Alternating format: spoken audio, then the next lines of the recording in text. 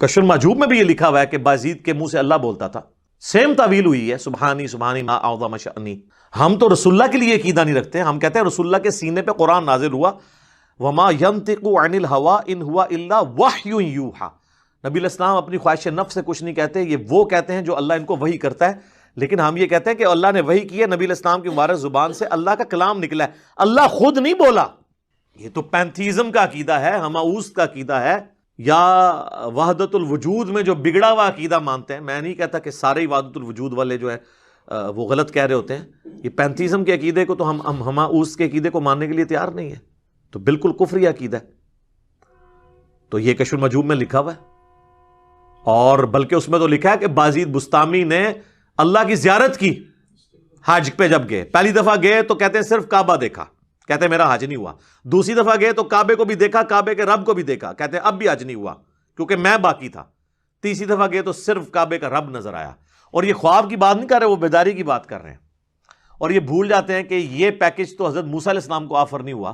سورۃ الاعراف کی آیت نمبر 143 میں آتا ہے کہ جب موسیٰ علیہ السلام ملاقات کے لیے پہنچے کوہ طور پہ تو کہا کہ اے رب میری خواہش ہے کہ میں تجھے دیکھوں.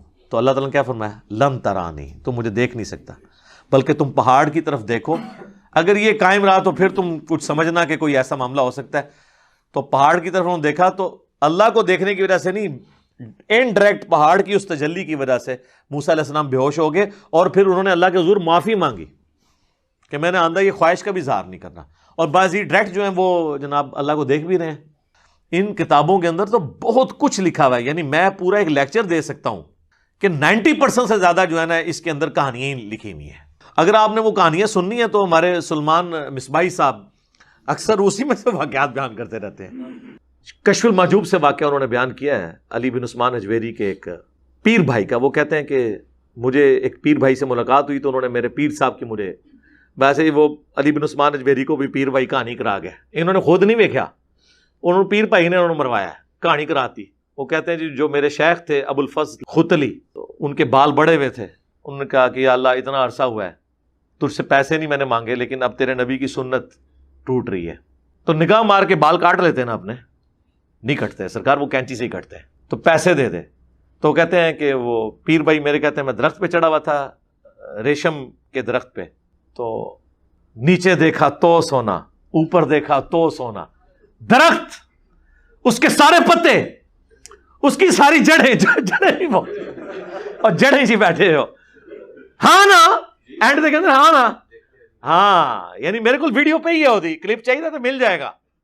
کہتے ہیں ہاں نا میں نے خود دیکھا ہوا ہے. داتا حضور کشف المحجوب میں لکھتے ہیں یہ فکرے ان کی زبان سے تب ادا ہوئے جب اس درخت کے نیچے تھے جس کے اوپر میں چڑھا ہوا تھا. اب فرماتے خدا کی عزت و عظمت کی قسم پورا درخت، اس کی ٹہنیاں، اس کا تنا، اس کی جڑیں بھی سونے کی ہو گئی، سارا، ہاں سارے سونے کا ہو گیا. ہم آپ کو اپنے نبی سے مثال دیتے ہیں. سورہ التوبہ کی آیت نمبر 92 ہے کہ اے نبی علیہ السلام جب آپ کے پاس غریب لوگ آتے ہیں کہ رومن امپائر کے خلاف غزوہ تبوک میں ہم آپ کے ساتھ جانا چاہتے ہیں لیکن ہمارے پاس کوئی سواری موجود نہیں ہے، تو آپ ہمیں سواری اور راستے کا ساز و سامان ارینج کر دیں، ہم آپ کے ساتھ جائیں گے. اور آپ کہتے ہیں میں کوئی چیز ایسی نہیں پاتا کہ تمہاری مدد کر سکوں. تم دیکھتے ہو کہ یہ اس حال میں وہاں سے لوٹتے ہیں کہ ان کی آنکھیں آنسوؤں سے تر ہوتی ہیں اس غم کے سبب کہ ہم اپنے نبی کے ساتھ جہاد میں نہیں جا سکیں گے.